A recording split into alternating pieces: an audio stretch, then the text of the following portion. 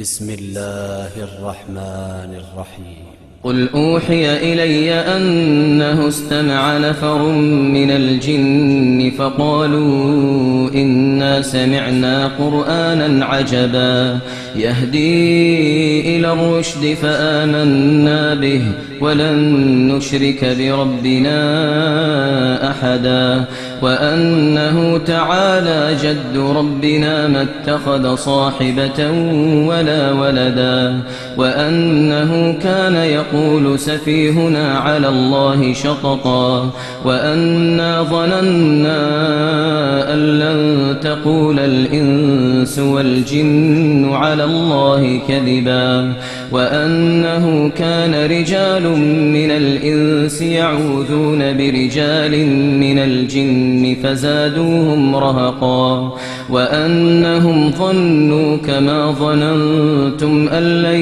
يبعث الله أحدا.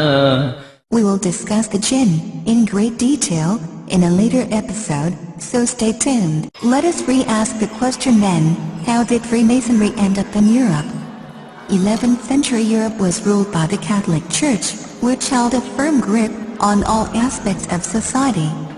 This enabled Pope Urban II to wage war on the Muslim Caliphate in Jerusalem, the First Crusade, and on what he called the War of the Cross, to recapture Jerusalem from Muslim rule. It had been under Muslim rule since the year 637. But in 1099 this rule was brought to a bloody and sudden end.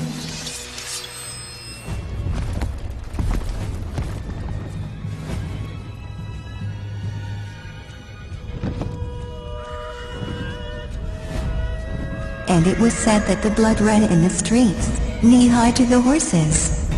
Women were raped and murdered, and children were put to the sword.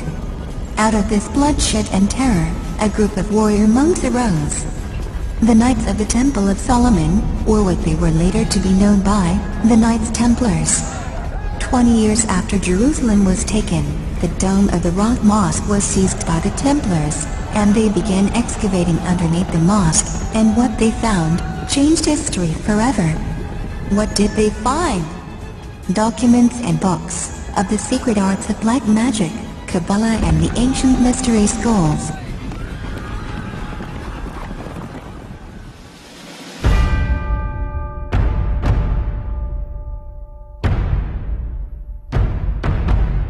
In 1187, after 200 years of war, the Muslims recaptured Jerusalem under the leadership of Salahuddin.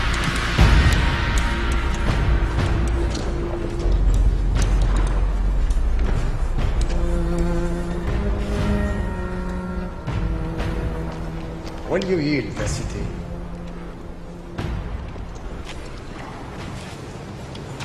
Before I lose it, I will burn it to the ground. Your holy places, ours, every last thing in Jerusalem that drives men mad. I wonder if it would not be better if you did. You will destroy it?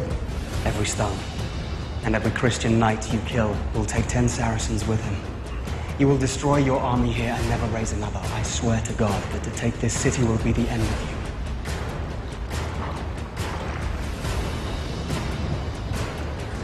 you. Your city is full of women and children.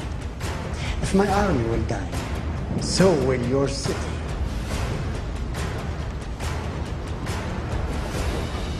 You offer terms, I ask none.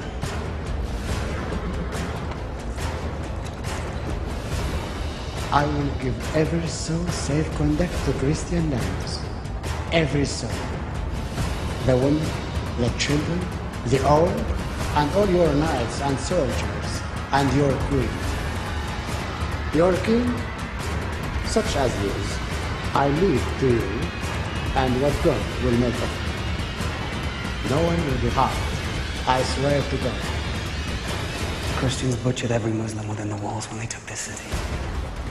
I am not those men. I am Salahuddin. Salahuddin.